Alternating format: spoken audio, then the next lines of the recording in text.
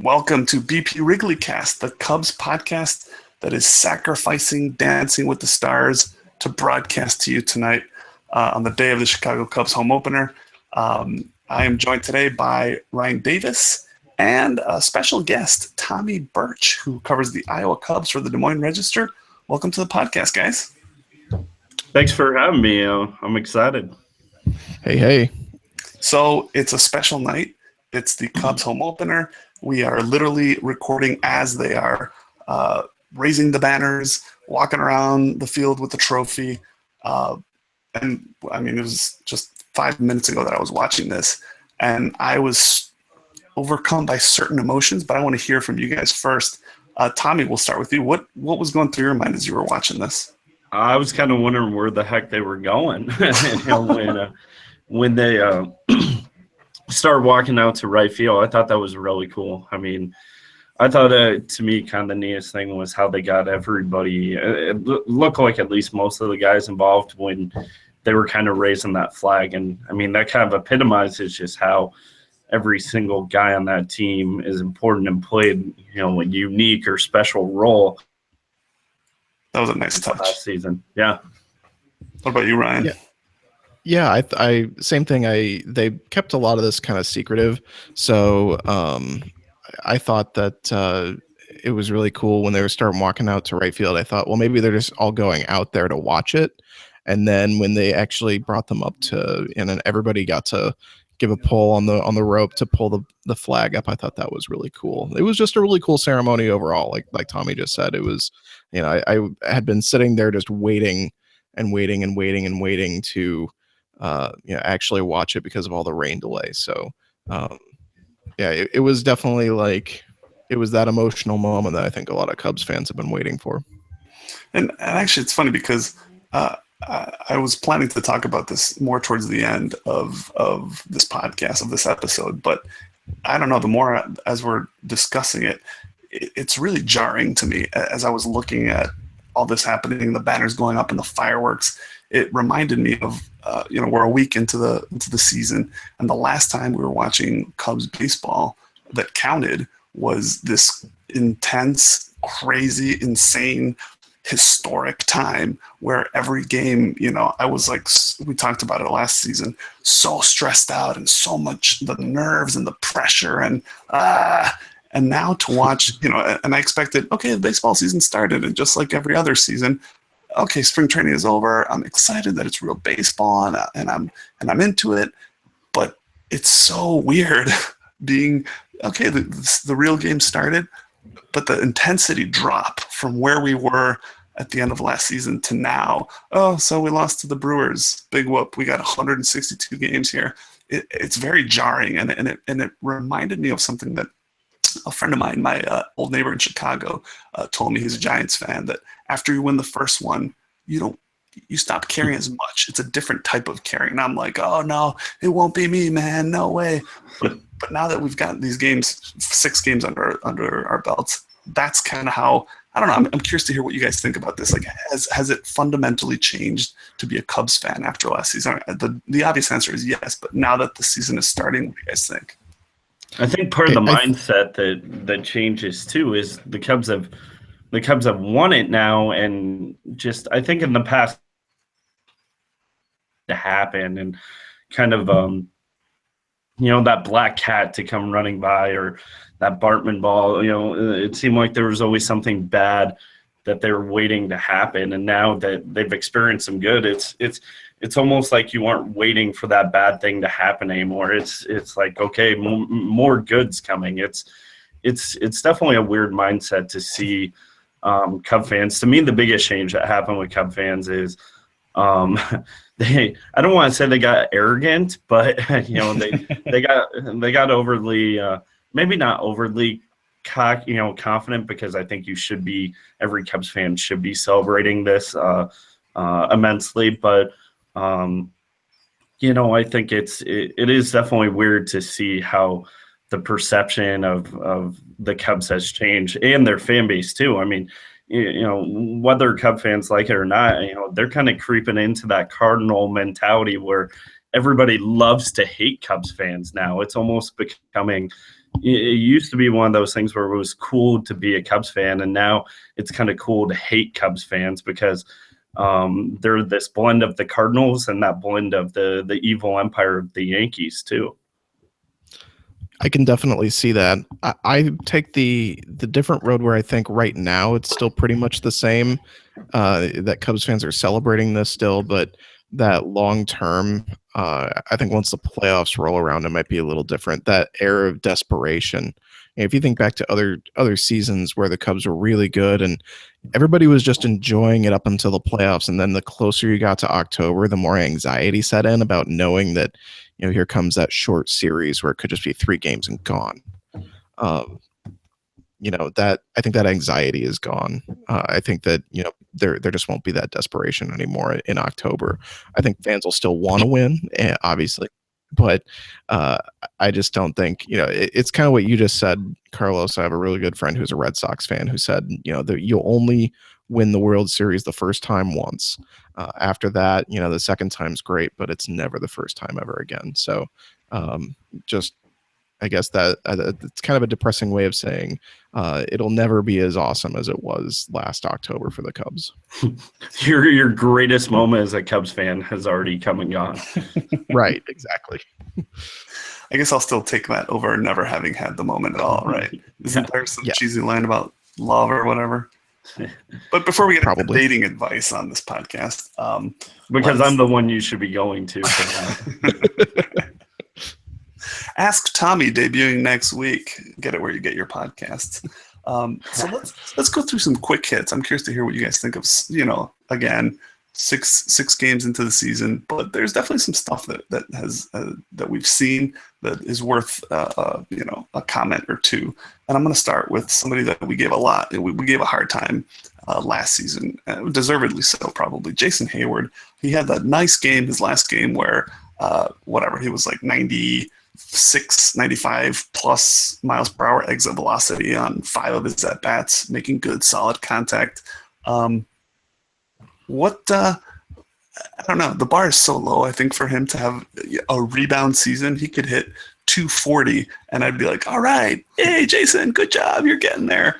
But I have not paid attention to the details of his swing and his hands and all this stuff. I know you and Isaac covered it a little bit last week, Ryan, but what do you guys see from Jason Heyward?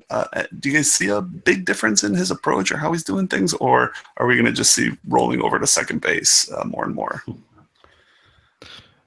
I definitely do see a difference in the approach. I actually was in Peoria talking to Isaac about this yesterday, or maybe it was the day before. But we were sitting down talking about Heyward's big game, and it was like, this new swing is going to be a process for him. It's not going to be something, a lot of fans are getting upset about, he's batting 150 or something in spring training. He just overhauled all of his mechanics and is seeing real competition for the first time. Like, not only do spring stats not really matter, or they're not really predictive of anything, it's also that he's getting used to this. You can't judge it right away. I think we're starting to see a gradual process where the swing actually looks good, where his wrists aren't as stiff as it was maybe a month ago. And, it's not just like last year where he would go through those stretches where he'd just collect a couple hits.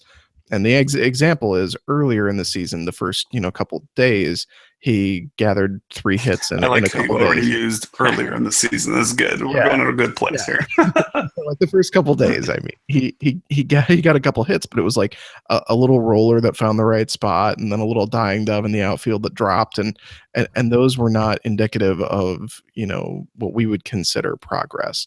But yesterday, 5 balls all scalded off the bat. One, he was a fastball that he swung first pitch and clubbed to center field, probably 390 feet for a triple. And another one where he didn't get a hit, but he was just absolutely robbed going the other way. I think that's all really positive signs for Jason Heyward. And, you said the bar is low for a rebound season. I think that's another effect of the World Series win. I was watching the opening day lineups. Jason Heyward got as loud of a cheer from the crowd as just about anybody, because Cubs fans love him. He's going to be part of Cubs lore no matter what he does because of that Game 7 pep talk in the weight room in Cleveland. So, yeah, the bar is definitely low for a rebound, but I think the signs are there. Yeah, I mean, I think there definitely are. I agree with what Ryan said, but to me, kind of the thing that stands out when it comes to Jason Hayward is, look, he's gonna get unleashed because of that contract he's on, but realistically, I don't think he's got to feel the heat right now. But at some point, he's got to produce, and he's got to produce quick. You know, they're gonna have patience with him, but there are starting to be other options in the outfield that. I mean, there are a lot of people that still believe Matt Caesar could be an everyday outfielder for somebody. You know, Kyle Schwarber is going to be playing the bulk of his time in the outfield. If Albert Almora keeps progressing and playing the defense that he's shown, I mean, he's going to be starting in center field at some point. I think, you know, obviously John Jay is just here to kind of help him transition into that role. I don't think they were ready to hand the keys to the car to him to play center. You've got Ian Happ, who has gotten off to a fantastic start in Des Moines. So, you know, it's going to take some time, but at some point he is going to have to produce because there are other options for the Cubs. The interesting thing about Hayward is the Cubs have to be hoping that he performs well enough the next 2 years to opt out of that contract, right? Like, not just for the savings on not paying him, but because they have so many guys like Ian Happ that if Hayward were gone, you can actually start to envision moving your lineup around where you put, you know, maybe Zobrist in right field to finish out his career, and then you have Almora in center and Happ in left field, and Schwarber in left field, and then you have Happ and Baez in the infield, kind of, you know, you have this whole big rotation like you have now where it all kind of fits a little bit better. But that's going to take a lot from Jason Hayward to play to the way that he could over the next 2 years to be able to opt out of that contract. Yeah, I see what you're saying, Ryan. And I will kind of take a step back on that because I think this is one of the things that happened with last year and just with the Cubs rebuild in general. We've grown accustomed to saying, oh, well, just bring up the next stud prospect that's ready to go because it's going to be a slam dunk. And not that you're saying that. I know that you're not. But that's kind of the mentality that we're in. Like, oh, well, this guy's doing okay, but, well, let's just bring up the next guy who's ready to go because they've hit on almost every single one of these guys. And I think it's really interesting in talking about Hayward. I did not expect it, and maybe I totally missed this, to see him in center field as much as he has been. I know that was the plan last year until Fowler came on board at the last minute. But I was surprised to see Hayward in center field so much and Almora not getting, I mean, I think I looked it up earlier. I think he's got like 7 at-bats in 4 games or something. So that was surprising to me in the early going so far to see him in there as much as he has been, which I understand. You've got this other problem, which is, you know, you've got Ben Zobrist, World Series hero, guy who you promised he would play mostly second base, and now you're having trouble keeping that promise because of Javier Baez kind of maturing and needing those at-bats. All happy problems to have, but were either of you kind of surprised to see so far how much Hayward has been in center field? A little, but not so much, just because, look, they've got to rotate all these guys around, not just the infield, but the outfield too, if they want to get guys in the lineup and give them shots. And by all accounts, like we said with the contract that Hayward has, you're going to do everything in your power to see if he can battle out of it and get him as much playing time as possible. And if that means moving him around to center field a little bit more, that's what they're going to do. So a little surprised, but not overly shocked, just because, you know, Madden wants some versatility where he can plug some other people in right field. Yeah, I would agree with that and say that I guess Hayward in center doesn't shock me any more than the amount that I've seen Zobrist in right. And I mean, Madden basically has been trotting out his essentially Game 7 of the World Series lineup most of the year with, you know, except for Hayward in center and Zobrist in right and Schwarber in left and Fowler's gone. But I mean, like, Baez has been getting out there pretty much every day, which I didn't totally expect.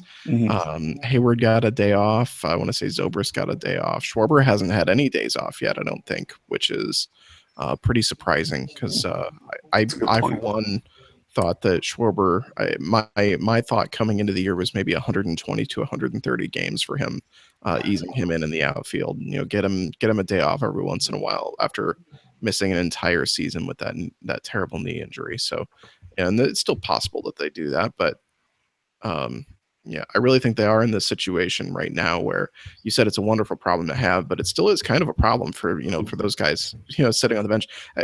You brought up Matt Caesar, Tommy. How do you think Caesar and Tommy La Stella feel about this? What's Tommy La Stella's chance of ever getting into a game starting without somebody getting hurt? It can't happen. I think Tommy just doesn't want to go back to Des Moines. I mean, as long as he must have said something to piss him off, man. Yeah. As long as he's collecting that big league paycheck, I'm sure he's happy. But yeah, he's a guy that wants to play, and I'm sure it's really tough for Caesar when he produced like he did last season, and the Cubs are kind of they've given him tons of opportunities, but it's like I said before, this is a guy who, to people around baseball, there are a lot of people that would say he's an everyday outfielder for them. And to me, out of all the guys that you look at that roster who are expendable, guys that they may trade, Matt Caesar's kind of at the top of my list. That get them at the end of the season, but that's barring if somebody gets hurt or whatever, because like we saw with Schwarber getting hurt so early in the season, that kind of changes everything. But I think right now he is the odd man out when it comes to the outfield rotation. Yeah, I have a question for you, Tommy, and I know that we'll caveat this that you cover the Iowa Cubs for the Des Moines Register, but they have not been home yet, so you haven't been able to see them face to face and talk to those people. But do you get a sense? Let's say the Cubs sustain an injury to a key player that's going to have somebody out for a couple months. All things being equal, who do you see being the first position player coming up? Do you think it's Ian Happ at this point?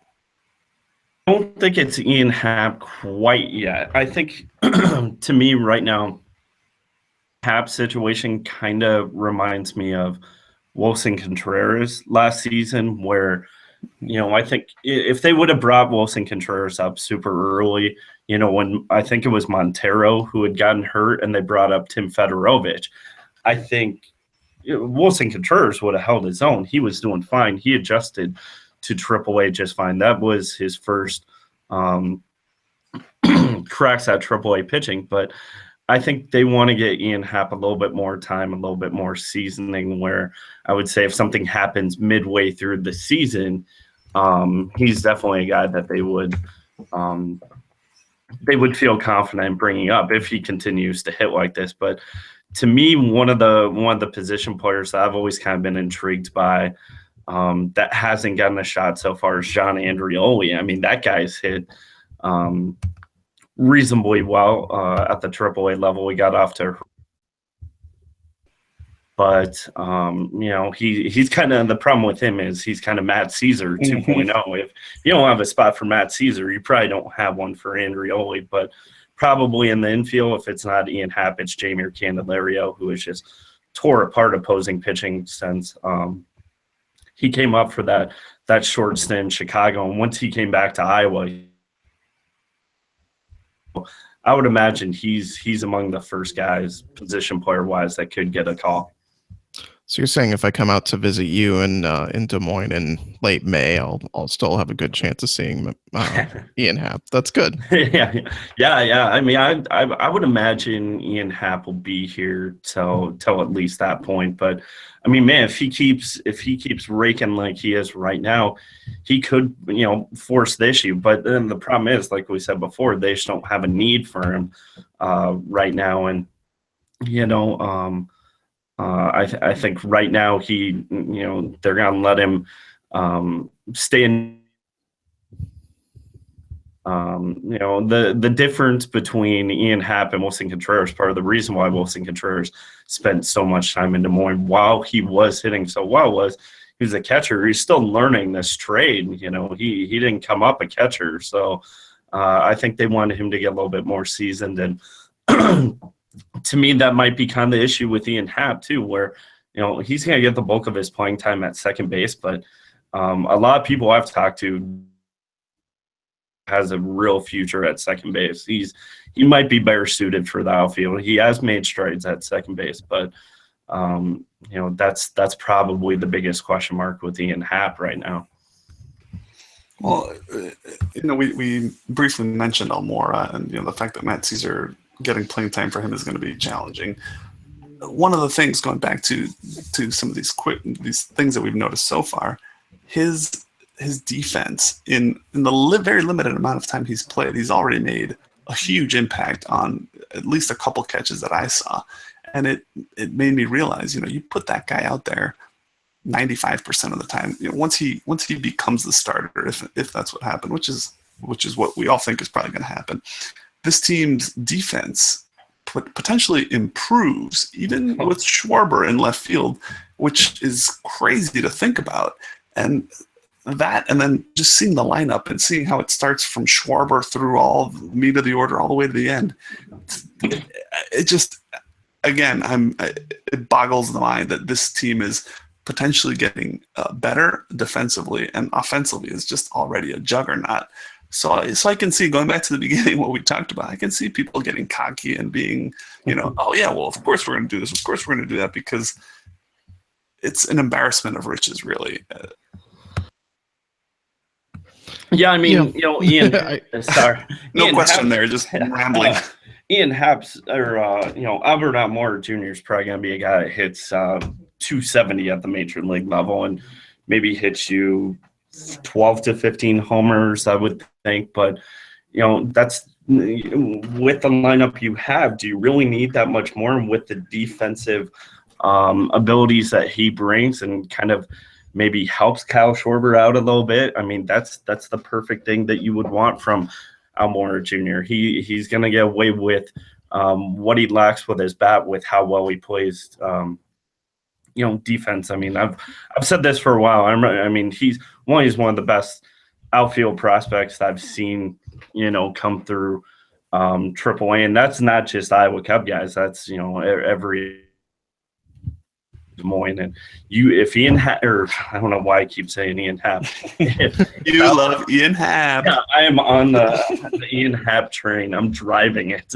Albert Almora Jr. stays healthy and gets opportunities to play. He's not only going to win a Gold Glove, he's probably going to win a couple of Gold Gloves.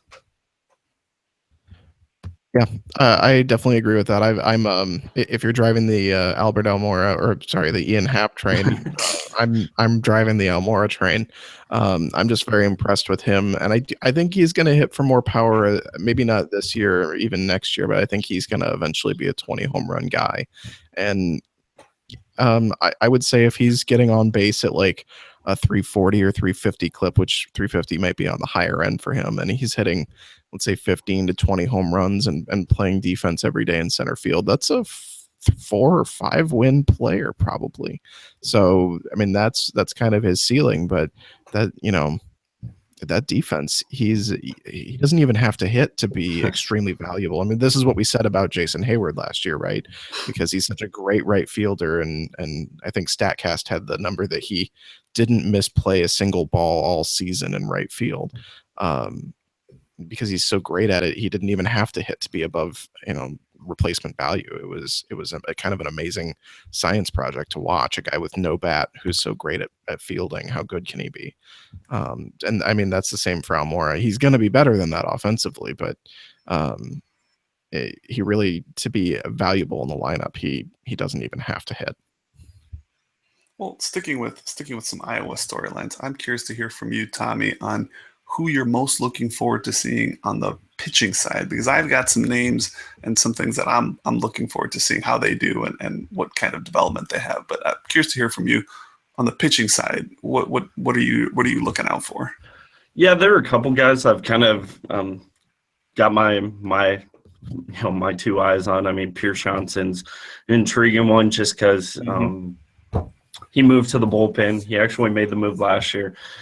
He struggled not just to stay healthy, but when he was healthy, he didn't pitch lights out by any means. I think that had to do with the injuries. It just stopped him from getting into any sort of work rhythm. The other guy, Ryan Williams, kind of fascinates me just because he's had some success at the other levels and missed most of last season. Pitched, decently well when he was in Des Moines. I think I'm just interested to see what he could do again this year. And Jose Rosario showed some pretty good stuff last season. So, and then there's Rob Z. It's right now it kind of sounds like he's not going to be in Iowa's starting rotation. Probably pitch out of the bullpen because when Chicago needs Rob Z, they're not going to need a starter. They're probably going to need a long reliever or just a relief pitcher. But then they may be building him back up since he pitched a lot in relief during spring training. But those are kind of the big ones I'll be keeping an eye on, that or at least starting the year in Iowa. Well, let me tell you the names let me tell you the right answer to the question, Tommy. I'm all ears. Because I have I guess if you guys are riding your respective trains, I'm on the Jack Leathersich train. And it's because I wrote a piece on him last year for BP Wrigleyville that I just assumed because his strikeout rates in the minors have been so high that he was just this like fireballer that couldn't find the strike zone. And in researching the piece, I found out that yes, he couldn't find the strike zone, but it wasn't because he threw especially hard. He doesn't have a 98, 99 mile per hour fastball. He's just kind of like a little funk in his delivery. But that strikeout rate is just incredible. So I keep waiting for him to kind of step up and get the spotlight in the big leagues and see if that little hitch translates into major league success. But then the other guys, right, looking ahead to next year, which here we go, the stupid Cubs fan that's already taking the season for granted. Eddie Butler and Alec Mills, if one of those guys can potentially step up and become a starter at the big league level, I'm looking forward to finding another one of these diamonds in the rough that the Cubs can use moving forward once Arrieta's gone. Eddie Butler is my guy. That's when I do eventually make it. You up can't ride multiple trains at one time. I have one on remote control. Eddie Butler is the guy that I really want to see when I'm in Iowa. I mean, obviously Ian Happ is going to be the main driving factor of getting up there. But Eddie Butler, I want to see what the Cubs can do with him. I heard some good things about him very early in spring training, that the Cubs pitching staff or the pitching coaches had done some work with him, and he was seeing just crazy improvement on his movement, on his pitches. So that's a guy who, I hate making this comparison, but he's in that Jake Arrieta mold where he was a prospect and couldn't figure it out. I'm not saying he's going to be a Cy Young winner, but you just want to see if you can reach some of that potential where, he wasn't very good, the team that he was with, and now you get him and he can actually start to put it together and be a big league starter. The question I have for you, Tommy, and a pitcher we haven't touched on who I think is mildly under the radar and really doesn't have a ton of ceiling, but I think you had expressed to me in the past that maybe the Cubs really like, is Jake Buchanan. What have you heard or seen from him just overall about how the Cubs feel about him? Because I think we were all kind of surprised that he was on the big league roster in September last year. Yeah, I mean, I was like, what? It's such a generic name, too. That's the problem. Yeah, Jake, I think what intrigues the Cubs is Jake's very reliable. There's nothing really, oh my gosh, great that stands out about him. He's got some big league experience. He's an inning eater guy, by all accounts. Being on this Iowa Cubs team, he's definitely a veteran. So, I would say a couple years ago, Dallas Beeler was kind of that guy that bounced up and down as kind of that doubleheader type starter when they needed a guy that they could just bring up for a day or spot start or whatever. And I think that's what they kind of have in Jake Buchanan, is just somebody reliable, somebody that's going to eat innings, somebody that's not going to be overly flashy, and somebody that's not going to get pissed off, frankly, about bouncing up and down between Des Moines and Chicago. So those are all qualities you're kind of looking for in that spot starter type role. And I don't see Jake Buchanan as ever like Chicago's fifth guy, but he could find a spot in a long relief type role. But I think what they love about him is just very safe in what they would need. He's like the good guy when girls are like, there's the bad boy that's sexy and alluring, and then there's the good guy who's boring but won't break your heart. Well, yeah, and I think like you talk to Cubs fans, and when you've got all these intriguing prospects, like it's kind of like when you're watching Let's Make a Deal. It's like, or they're kind of like, oh yeah, you can have this this nice big screen TV, or you could have behind what's behind the door, and that could be like a free trip to Hawaii, a giant speedboat and car. And Jake Buchanan's the TV, but behind the other door could be this, one of those big prospects, or it could be the GOAT. Jake Buchanan's family is crying right now. I can't wait to see. Not only is he this the TV, not only is he the TV, he's a tube TV. Yeah, he's a 17-foot boat. No, it's just a bunch of. Yeah, Jake's probably not the big screen TV, but. Well, I want to touch on something that we mentioned earlier, and that's especially on a team like this that just won the World Series, has all this incredible depth at the major league level, where even a major injury, you've got somebody that could step right in, either from the bench or a guy like Ian Happ from AAA. I'm curious to hear from you, Tommy. You hear this phrase all the time. Oh, well, we're playing for all the other 29 big league or all the other big league teams that are out there. It's not just the parent team that I'm under contract for or whatever. Do players really like how do they think about that? Because I can see it being so hard that you look up, or you know the storyline. If you're in this organization, you know it. And if you're a guy like John Andreoli, let's use him as an example, who maybe could get a shot with the Rockies, I don't know. Or Dan Vogelbach, maybe. So there's a perfect example. So I don't know. Do you get a sense of players really believing that and just going out there and just busting it as hard as they can, knowing that, having some level of faith that, yes, if I put up the numbers and I look good and my tools are and I'm getting as good as I can be with the tools that I have, that it could potentially be enough to get a starting job or a shot at the big league level with somebody else?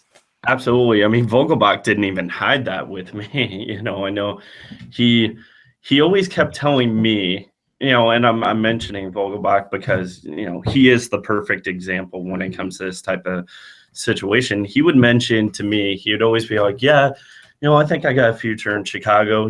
Things always have a funny way of working out, but if you put your faith in God, everything will work out. And once he'd get done saying all that, kind of going through the dance, he'd say, there are plenty of other teams out there that are watching, they're paying attention to what I'm doing. So, it may not be with the Cubs, but somebody else, we all knew somebody else was going to value Dan Vogelbach. And I think a lot of mentality,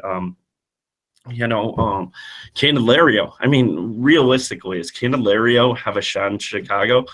Probably not, but no. I'm sure he at least understands that there are plenty of people watching this Iowa Cubs team because of talent, and because they know that, look, Chicago doesn't have room for all these guys, so they got to play their best all the time. And I think these guys definitely know that while they may not get called up to Chicago tomorrow, they could get traded tomorrow and be in the big leagues with somebody else the very next day. Yeah, that's a really good point. And as far as for this season, I've kind of gone into it thinking that Candelario is kind of the Dan Vogelbach of this team now, because he is the guy who's just completely blocked.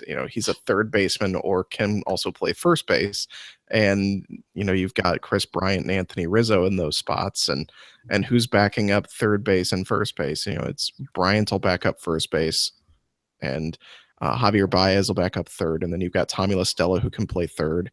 I mean, Kyle Schwarber could go play first base if need be. I mean, there's just no way that guy could actually come up to the big leagues and play on a regular basis. No, yeah, and they all, I asked Ian Happ about this a couple of days ago before the season started. I said, do you ever put your GM hat on and kind of wonder, where do I fit into things when it comes to Chicago?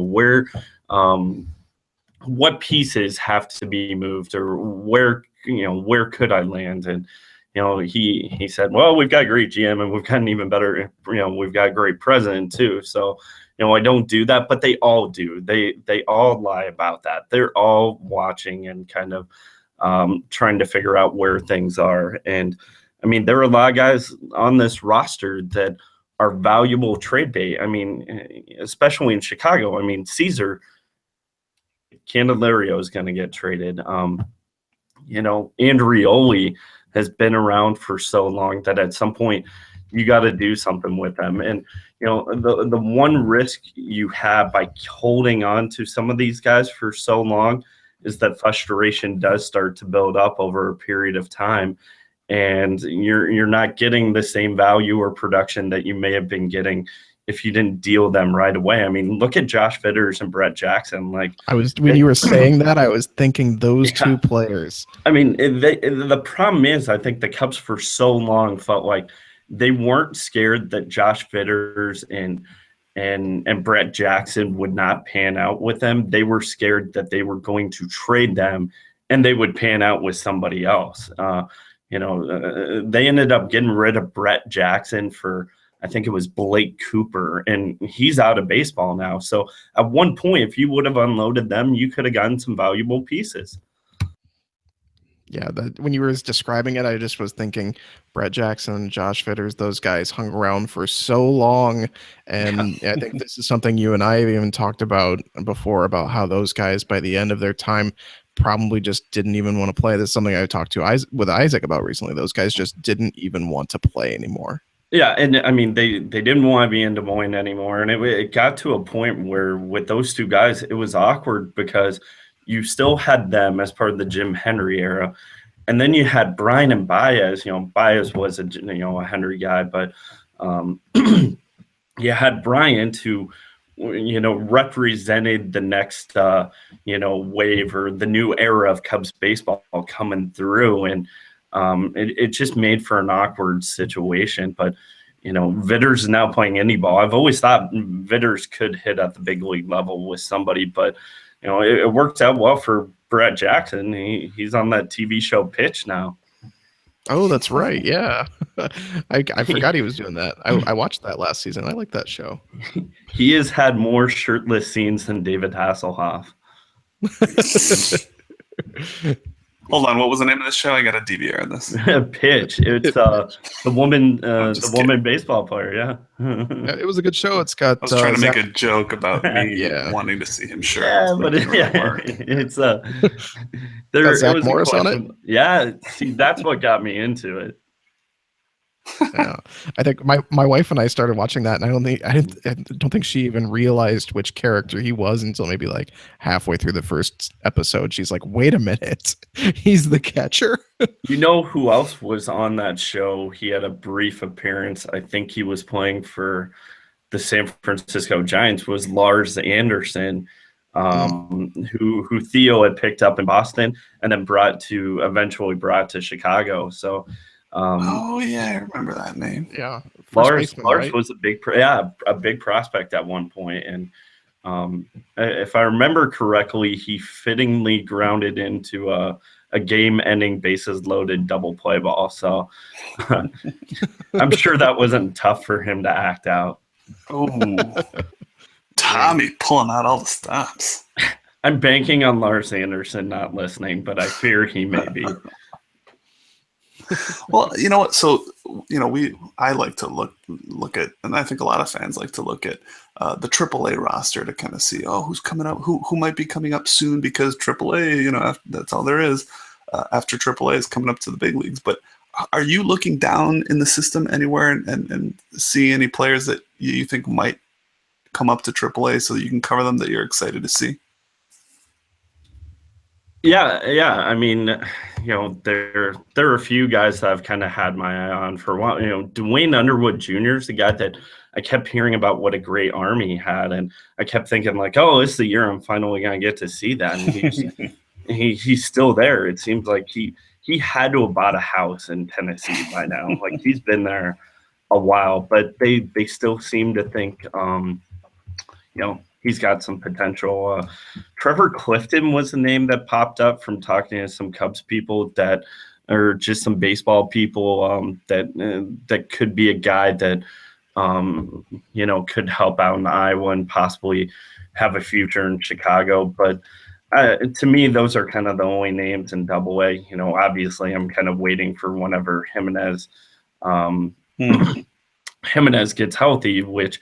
At this point, I mean, I think it'd be a complete shock if he ever got to Iowa this season, just because he's starting off the year on the DL. He's so young. There's no reason to rush him, and just take your time with him. But those are kind of the big ones that where I mean, this Des Moines team has a ton of prospects. The problem is what's weird about what's going on in Des Moines is.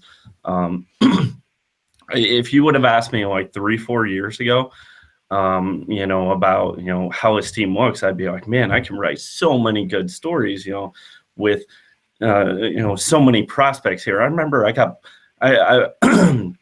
I was pumped when Junior Lake got brought up. I was like, man, Junior Lake was my man. I was like, oh my gosh, people in Chicago are going to be so excited that he's coming to AAA. Like I finally have a prospect to write about. And then, then the next year you had this wave of, Brian Baez, Russell, eventually Albert Almora Jr. and Vogelbach. And now that wave has kind of come and gone, it's like you're probably never going to see that ever again. It's you've got some really good prospects, but those were elite superstar prospects. I was thinking about this when I was one of the first games I was watching. I can't remember which one it was, but it struck me that crazy wave of elite prospects and the fact that they're so young and they're so good at the same time. It brought me back to the Yankees teams when they had all, what was it? I mean, I'm going to try to rattle them all. Posada, Jeter, was Bernie Williams in there? All these young guys that, I don't know if Bernie Williams came up with them, but, they all came up together and they got there and they just were phenomenal for so many years. That is what it reminded me of. Yeah. I mean, I think it was before last season because I was writing the story about how Iowa Cubs infield was going to start off last season with Bryant, Baez, and Russell. It was 2 years ago.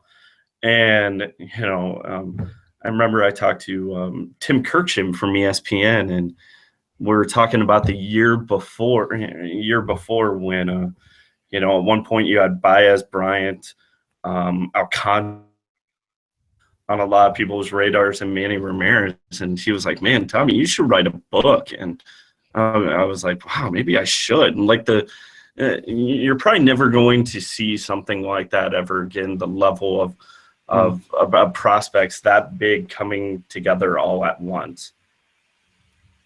Yeah, that's the really cool thing about what's happened at AAA the last 2 years, which is I agree. You should write a book. That's just all that's fascinating stuff, and just even the things that you've told me, no mics on about some of the stuff that you see at AAA, with that he loves you.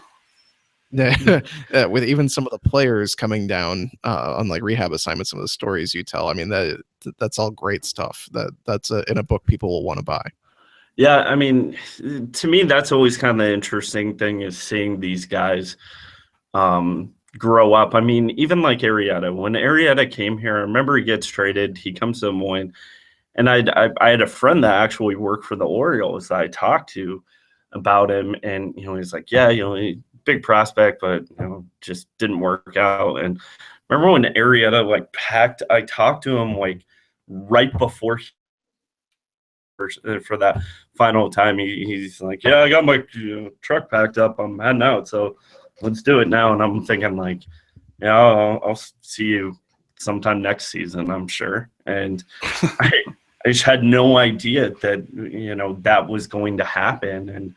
And those are kind of the cool ones. I mean, when Brian came up, Brian and Baez, you knew like, okay, these guys are going to be good. I mean, I can only remember one scout telling me he had questions about Chris Bryant. Everybody else was like, dude's going to be a Hall of Famer. And one dude's like, if he figures it out, maybe.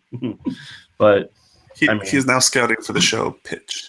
Yeah. Manny was the best one. Oh, were there? Go ahead. Go ahead, Carlos.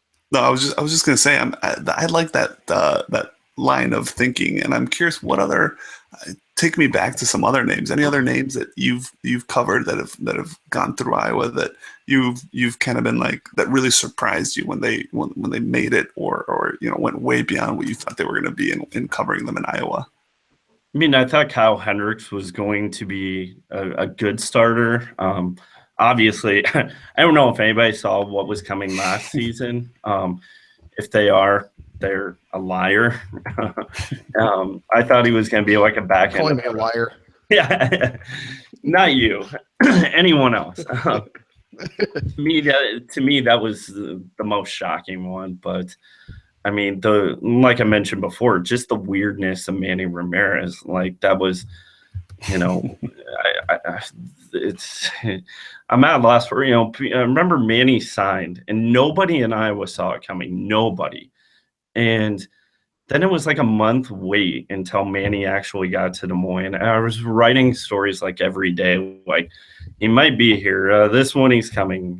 He might be coming. I even did a story about like how fan mail had been like piling up in Des Moines waiting for him. And I still get people that joke with me on Twitter, like, when's Manny coming? When's he going to be here? I mean, that to me, that was the most bizarre situation of them all. But to me, one interesting thing is just seeing the maturity of Javier Baez. I mean, I think we've all seen him grow as a player, but I noticed last year when he came down to Des Moines on his rehab assignment, he just seemed like a totally different guy. To me, when he first came to Des Moines, he was almost like this punk kid who thought he had it all figured out and knew he was going to be in the big leagues, was going to be a star soon. That last time I saw him and talked to him, he had a giant piece of humble pie and really changed. Yeah, I was going to ask, do you think that that 2014 call-up played a massive role in shaping him into the player that he is today? Because I think that's what a lot of people assumed, but nobody ever really saw any like physical evidence of it. Did you see that 2014, the awful short like 2-month stint that he had with the Cubs, did that change him? Yeah, I think so. And then I think the death of his sister too, who he was very close to, kind of helped shape him. I mean, he went through a lot of stuff. I mean, you're talking about, struggling massively when he goes up, losing his sister.